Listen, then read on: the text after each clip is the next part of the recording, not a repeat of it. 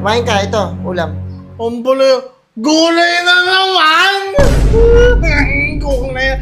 Kagabi, gulay. Kanina, gulay. Alam mo, sana, gulay na lang palagi.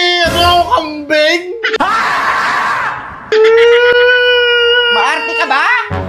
Mayo ko na ng gulay. Kumain ka ng gulay, kailangan mo yan sa buhay mo. Magpahaba ng buhay itong gulay. Nakakadami na tayong gulay. Baka hindi na tayo mamatay niyan. Nakalim kita eh. Kumain ka ng gulay, nak, dahil mahalaga yan. Hindi pwedeng hindi ka kakain ng gulay, hindi puro matamis yung gusto mo. Yung ngipin mo, barag-barag na eh. Yung ngipin mo, bulok-bulok na, kaya pag nagsasalita, kaamoy tae. Ito, nasasanay kayo ng ano, kaya dapat hindi sinasanay yung mga bata na kumakain ng mga matatamis. Dapat gulay.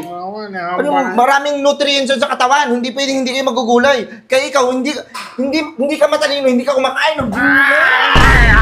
Hindi ka kumakain ng gulay. Ang arte-arte mo, gusto mo lagi fried chicken? Gusto mo lagi hotdog? Pwede na! Kung ano lang kainin mo. Follow nyo naman ako, tsaka mag-iwan kayo ng like and comment. Makakatulong na yun sa akin sa pag-angat. Salamat.